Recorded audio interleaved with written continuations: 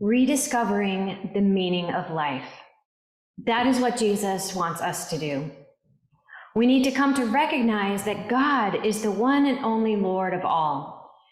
That realization, when we really get it, will result in us personally centering our life on God. There really can be only one top priority in our life that we care the most about, no matter what. If it isn't God that we are focused on and seeking to do God's will, then we are bound to get off track, lose our way, and make a mess of things.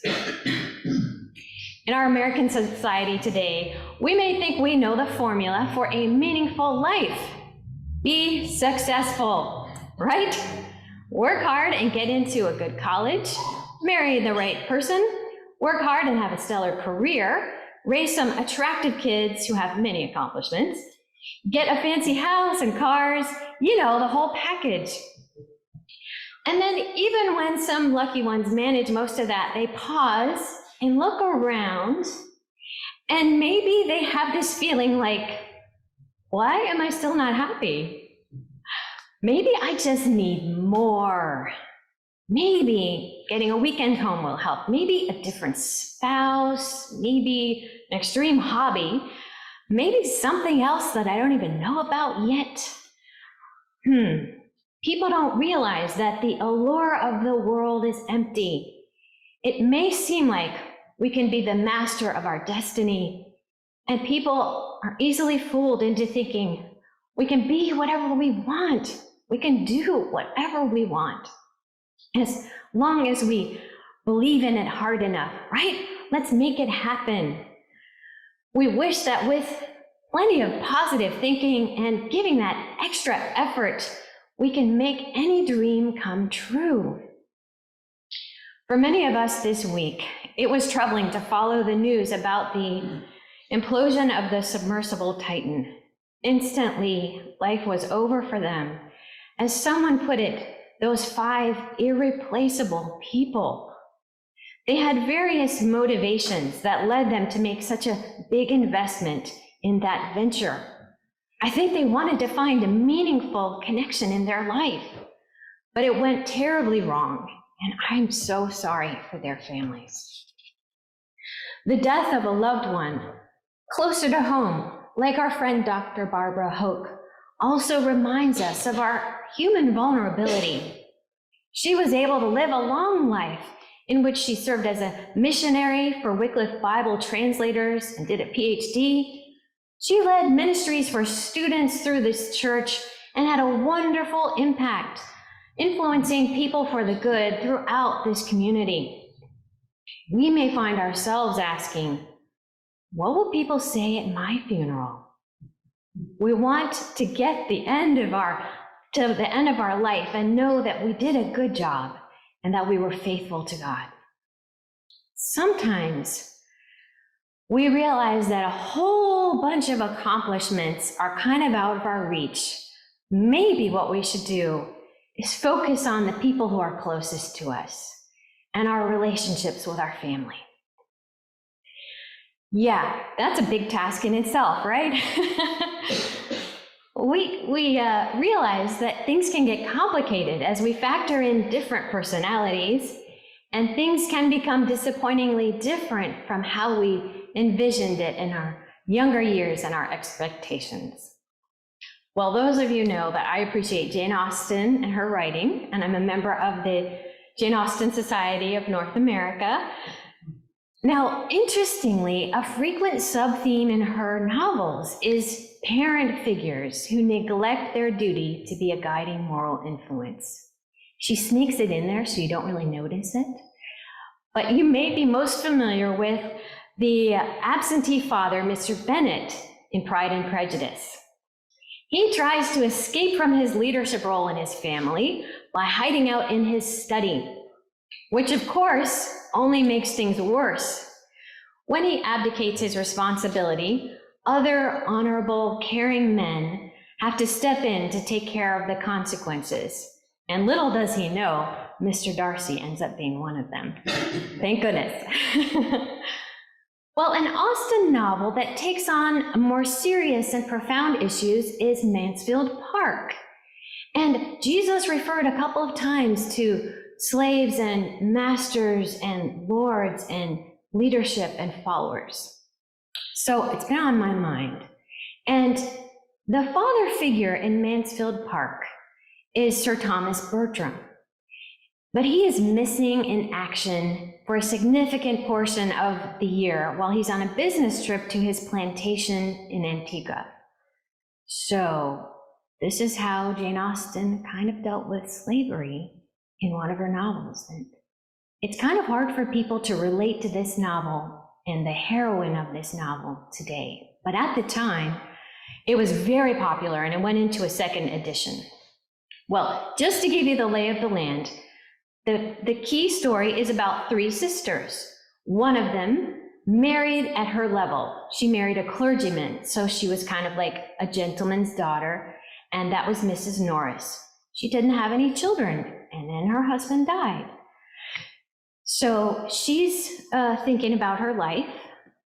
Her older sister married up. She's the one who married Sir Thomas Bertram. And she was beautiful and lovely, and she got to live at this place, Mansfield Park. That's the name of the house and all of the estate. Then their third sister was kind of a rebel, the youngest one. She married a sailor, and she had an adventurous life, but it was a little tough for her because her husband, I think he had some traumatic experiences and he was alcoholic. So in the story, Mrs. Norris goes to live in Mansfield Park with her sister's family. And I think she doesn't like being the low person on the totem pole. So she gets the idea, let's adopt Fanny Price, the oldest daughter of our youngest sister, and have her come. And we'll show a lot of charity to her. But she kind of ends up treating her as a charity case. And Fanny Price becomes like the assistant to Mrs. Norris. All right, so then we've got the, in a sense, absentee mother, because it turns out she seems to be hooked on laudanum, which is like a painkiller that basically she falls asleep on the couch pretty much every day. And the only thing she can really focus on is her favorite pug dog. Meanwhile, the oldest son gets involved in gambling sprees that are fueled by alcohol, gets into major debt. The younger son, he's trying to be respectable, but even as he's preparing to take his ordination vows, he's flirting with this girl who's very worldly and denigrates the church. Then they've got their older daughter who's engaged to a rich young man, but she doesn't love him. And nobody really likes him. And you're like, what are you doing? And then the younger daughter, she just can't wait to escape the household. So it's like a recipe for problems. Eventually, what we discover is that the niece, Fanny Price, the quiet, shy one, becomes the person with strong Christian faith who finds her voice. And she actually helps them to see what is going to be a faithful course of action for the family. And eventually things get sorted out. And for most of the characters, there's a positive resolution, except for the older daughter who, not long after her marriage, ran off with a different guy. So there are consequences, right? I think that what Jane Austen was doing is that she moves the plot forward by having the catalyst be the parents who are kind of on autopilot or not really there. Leaving the young people to try to sort out for themselves what is right and wrong gives them the opportunity for a process of trial and error. And maybe this is what will develop their character or reveal the character that they've been developing all along. It's when they step into the world and have a chance to put their principles into action that they gain some more experience and make mistakes then hopefully learn from them without too much.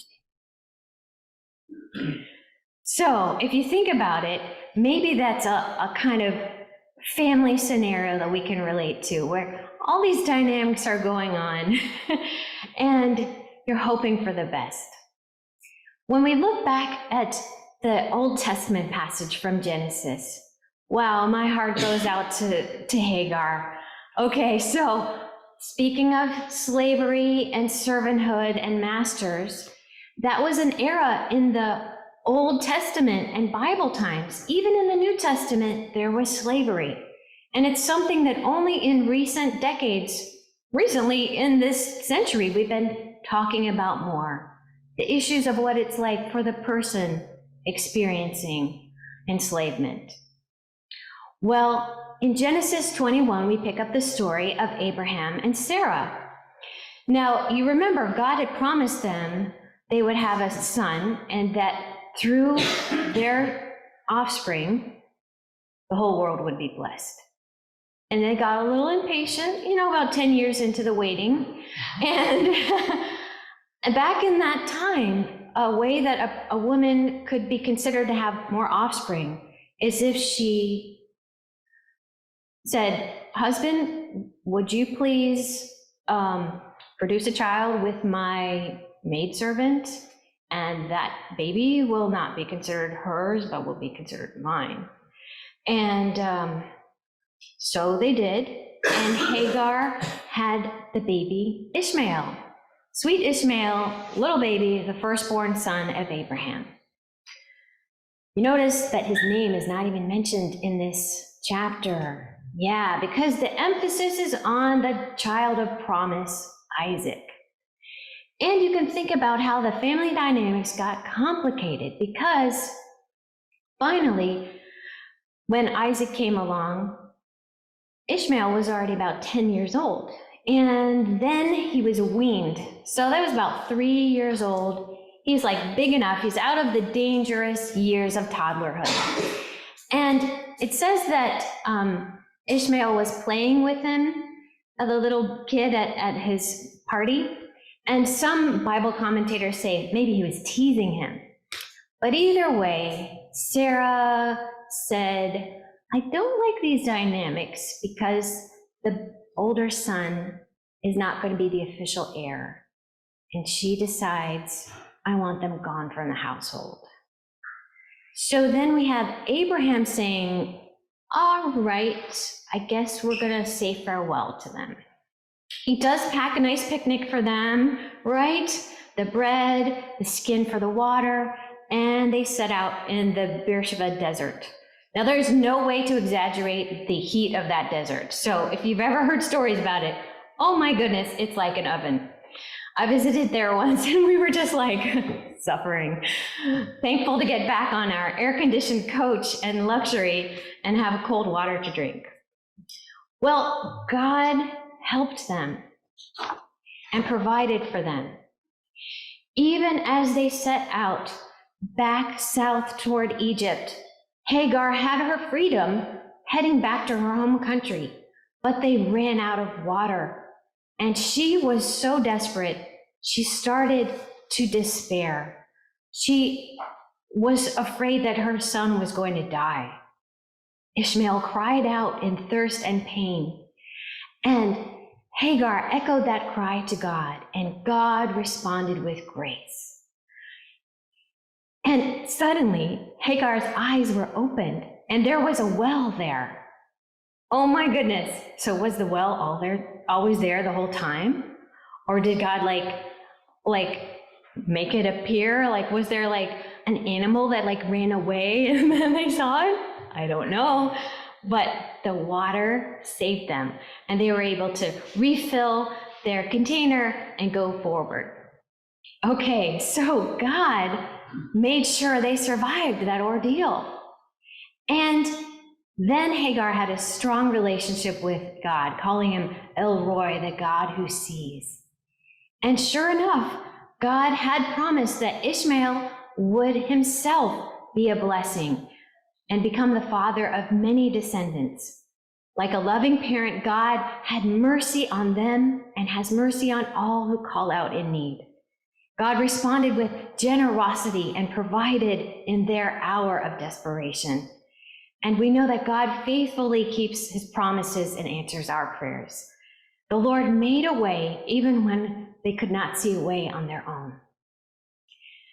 And the passage actually reminds us of the origins of the three Abrahamic faiths, Judaism, Christianity, and Islam. All of us are related through this common ancestor in faith, Abraham. And it's sad when we think about the history of fighting that goes back to our human sin, and how, in a sense, we see in all of these stories how we look to our own interests. We fear others as enemies. We even lash out and attack and provoke others' response of self-defense. And we have to ask ourselves, what will break the cycle?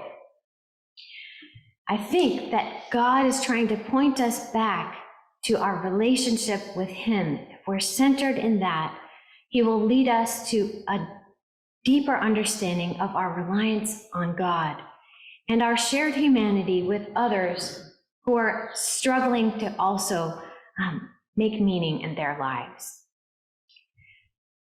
The power of sin is the power in the world that is opposed to God. And that is why it took God in Jesus Christ dying on the cross to defeat sin. And it took Christ being raised from the dead to defeat death. All who have been baptized into Christ's death have been raised to new life with him. So the good news is that sin is no longer our master. It can't rule over us like in the past, because now we belong to God. In our gospel passages, Jesus is telling us he wants us to see that everyone is either under the power of sin, which leads only to destruction, or is the servant of God, the Lord of life. People may wish to live without constraints, feeling like we're free, like nobody's the boss of me, but it's all an illusion. We actually end up being like slaves to our passions and desires, caught up in our idolatry of whatever we're coveting, that thing. Is it our ego? Is it the desire for approval? Is it a desire for more accomplishments or more stuff, seeking power or wealth or prestige? Whatever it is, it's illusory and it's never enough. When those 5 people went into that submersible, perhaps they themselves were thinking, I need to do something great. You know, that desire to climb Mount Everest or go deep, deep into the Titanic and explore down there. People are seeking meaning through all these other ways, but it's actually, Jesus is saying, that's actually counterproductive. In Matthew 10, Jesus says, a disciple is not above the teacher, nor a slave above the master. It is enough for the disciple to be like the teacher and the slave like the master. He's inviting us to be like him.